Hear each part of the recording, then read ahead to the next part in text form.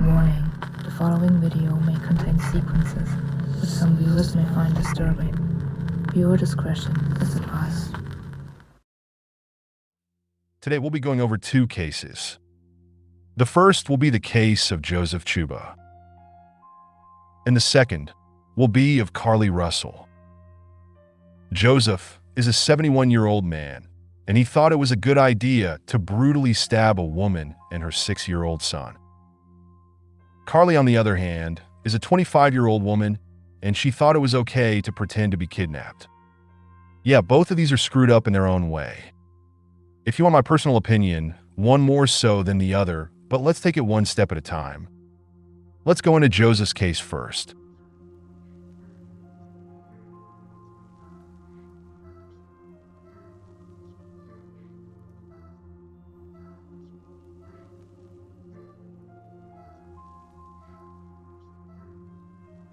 This is classified as a hate crime.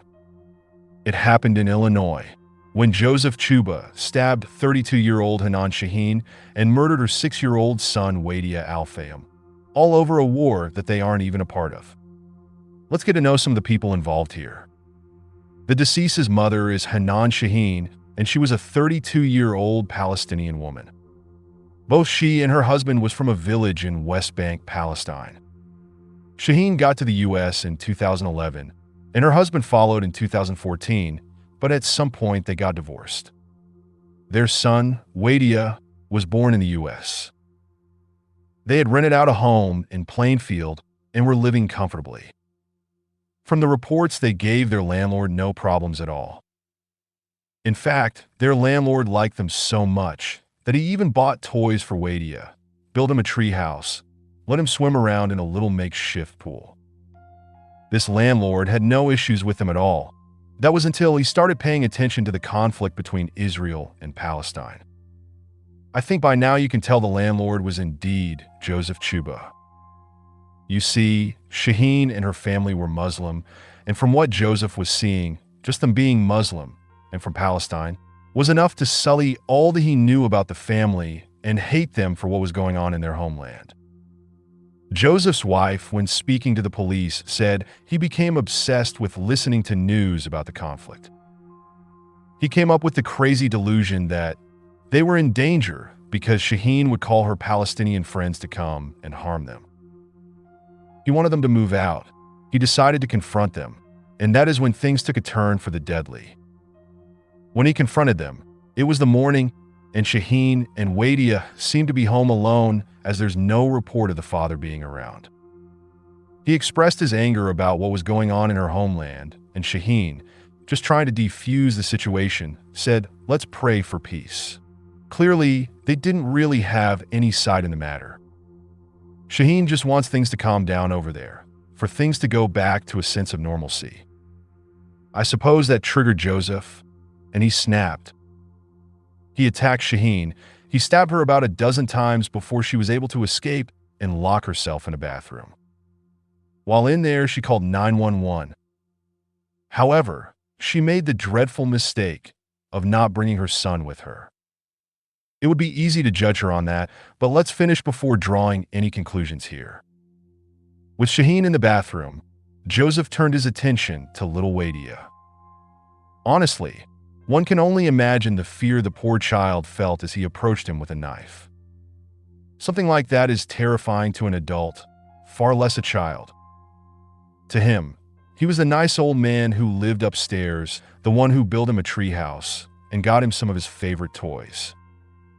But now he's approaching, and by the expression on his face and what just happened to his mother, I'm sure he knew nothing good could come out of this. Joseph attacked Wadia, and he stabbed him approximately 25 times. All Shaheen could do was listen helplessly as her child's life was being taken on the opposite side of that bathroom door. When the police arrived, Joseph was just laying on his back in the backyard. Yes, he may have committed a murder, but he still was in his 70s. He's old, I suppose he was exhausted. When he was found, he had the knife holster still on him, and there were also several pocket knives near his feet. He had a wound to his head as well, perhaps from when Shaheen was struggling trying to escape. He didn't resist, didn't make any statements. He was placed in handcuffs and was taken away. The knife he stabbed Shaheen and Wadia with, which was a 12-inch serrated military knife, was still firmly in the 6-year-old's stomach. Shaheen by then had made her way to the front of the house, and she just sat there, bleeding profusely.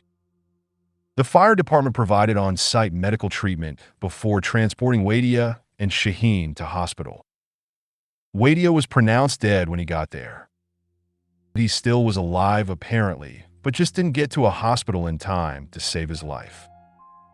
Joseph is looking at the charges of first-degree murder, attempted first-degree murder, aggravated battery with a deadly weapon, and 2 counts of hate crimes.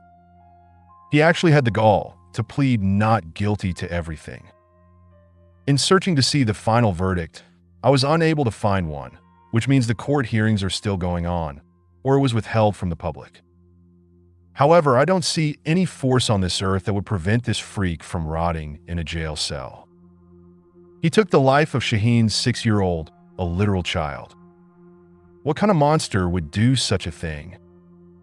The boy did nothing wrong, his mother did nothing wrong. He formed an opinion based off of people that were not them, and then he acted accordingly. It's even said before stabbing the boy, he said something along the lines of all Muslims must die. This case even got the attention of President Biden, who condemned Joseph for his wicked and hate-filled act. Shaheen's injuries are healing quickly, but I think we all know that she probably feels an incredible amount of guilt. I mean, why wouldn't she? She was one door away the entire time. Heard everything. It must have been gut-wrenching and killing her on the inside to be so helpless in that moment. I know it would be easy to point a finger and say she should have saved him, should have tried something, anything. But logically speaking, seeing that she barely managed to escape to the bathroom in the first place, I don't think she could have done much. She likely would have died as well. Of course, the argument that a mother should be ready and willing to die for her child, but that's a conversation for another time, and another channel in general, to be totally honest. But I digress.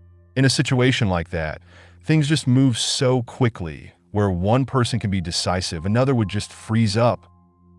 Maybe that's Shaheen. In any case, when the funeral was held, she couldn't even attend, still nursing the injuries from her attack. The boy's father, O'Day Al-Fayum, has been very involved in seeking justice, however. He couldn't believe that Joseph would do something like that, because as far as he knew, as stated earlier, they had a good relationship. Something that he relayed, though, that honestly is really heartbreaking and shows you the child Wadia was what his father said his last words were. Though he wasn't there and speaking to his ex-wife, she let him know everything, and she said that Wadia didn't cry out while getting stabbed, and his last words to her was, "Mom, it's okay. I'm fine." It really is sad that a child like that is gone now. Hopefully justice is served in full, but really, that doesn't bring Wadia back. Any sort of victory after this would be bittersweet. It really goes to show just how people can respond to things that don't concern them. Tell me, for what reason did this man have to attack an innocent family? A war?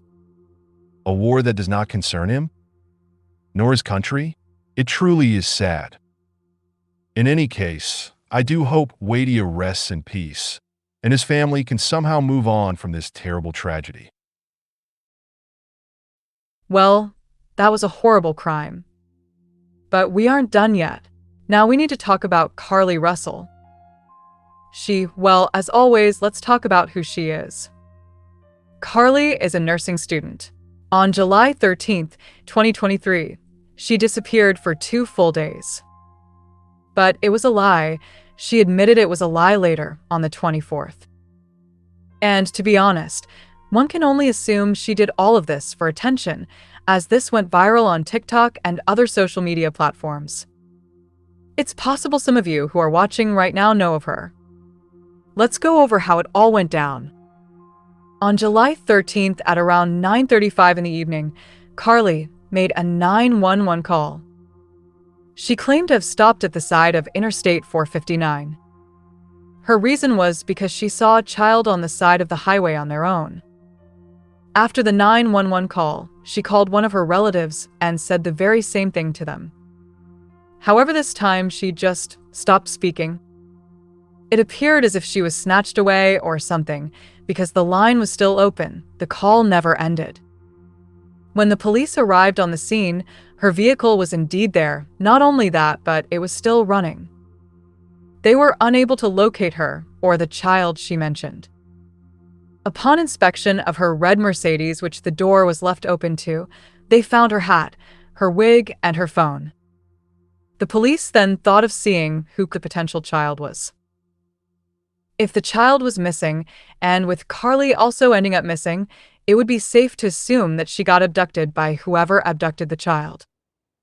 However, there was no report of any missing children in the area.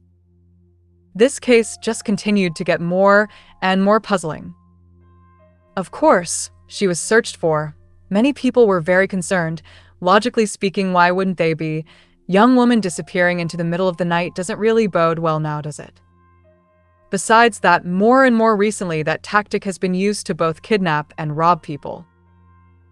Putting a child or a woman to stand on the side of a road late at night, a Good Samaritan decides to stop and help out. Suddenly people with weapons pop up, then the Good Samaritan gets robbed or kidnapped. It's happened before, and even more so recently. I'm sure many scenarios was running through the minds of her family, none of them being good. Over $63,000 was raised in reward money to find her. Nevertheless, though, she was found 2 days later. Well, actually, she showed up at her parents' house 2 days later. She was taken to the hospital and was questioned by the police to find out just what on earth happened. She claimed to have been abducted by a man and forced into a vehicle. She then stated that she managed to escape, but was captured a second time and forced into another vehicle. She claimed to have been blindfolded, bound, undressed, and photographed. Then after that, somehow she escaped again and made her way to her parents' home. The police department was doubtful about that story, though. In fact, they tried to verify her statements and was unable to do so for most of what she said. To make things even more suspicious, in the days leading up to her disappearance, her web searches were a cause for concern. Do you have to pay for an Amber Alert?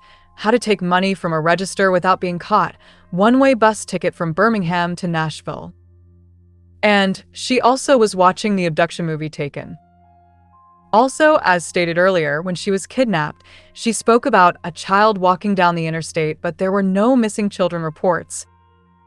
Nor was there any other call besides her stating that a child was walking down the interstate. I mean, she couldn't have been the only one to see something as odd as a lone child walking down the interstate, right? All these questions continued to cast doubt on Carlee's story until she just came clean, and on July 24th, 2023, she admitted that it was all a lie. She apologized for her actions to those who searched for her, the police department, her friends and family, and the many volunteers who searched for her. She was then charged with 2 Class A misdemeanors, false reporting to law enforcement authorities and falsely reporting an incident. At first, she pleaded not guilty to the charges, which was, well, it quite literally made no sense to do so after already admitting that you lied, but she did, and as you could imagine, was found guilty in the trial that followed. The judge recommended a year in jail, but Carlee's attorneys argued that it would be unusual for a first-time Class A misdemeanor to get such a verdict. In the end, though, in March 2024, final sentencing was 12 months of supervised probation, community service, and mental health counseling. She dodged jail time, for the simple reason of the judge thinking it would be a waste of resources to put her in jail. He agreed that what she did was upsetting and wrong by all means, but their jail should be reserved for people who are a genuine threat to the community, though an argument can be made there. Objectively speaking, as a person, she is not a threat to the community. She came out and said something along the lines of starting a new chapter in her life, and whatever else. To be quite honest, though, after a stunt like that, she will be disliked, and continue to be disliked for a long time. Can't say I really blame anyone who doesn't believe a word she says either. You don't lie about things like that. You just don't. I would have imagined common sense being enough to tell her that, but clearly it was not. Really does highlight just how much this generation craves attention. But again, mental health could have a part to play in this too. While speaking in court, she did state that she was going through stress and emotional problems at the time. Now, this could just be a lie to try and get a little heat off her, or it could genuinely be true. See the problem she's causing? I can't even say for sure if she's genuine or not. Who's to say she isn't lying right now? But yes, mental health could have a hand in this. We cannot rule that out. I don't even know if I could class this case as being caused by a mental illness, but for the record, there are mental illnesses that can cause this. Personality disorders mainly. For example, histrionic personality disorder is the main one. People like this seek attention a lot and are overly emotional. Borderline personality disorder can at times be associated with this kind of attention-seeking behavior as well. But this kind of behavior can be caused by other things, such as poor self-esteem or even narcissism. Something I noticed when going over this case. Every picture I found of this woman had her with a huge smile across her face. Every single one, except for the time she spoke in court tearfully apologizing for her actions and the embarrassment it caused her family and loved ones. I'm not saying that this is narcissism for sure, but it does raise an eyebrow. Regardless of whatever the main cause was, though, I think we can all agree that what Carlee did was beyond wrong, besides wasting everyone's time and energy. This now puts people who are actually in danger in a bad position. Because now people will be thinking, what if this is just another Carlee Russell scenario? When someone's life is on the line, doubts like that shouldn't be coming into someone's mind. But how can it not when people like Carlee pull stunts like what she did? Honestly, really sad to see. I do hope, though, that whatever Carlee is going through, whatever stress or emotional problems she has, I hope it gets sorted out.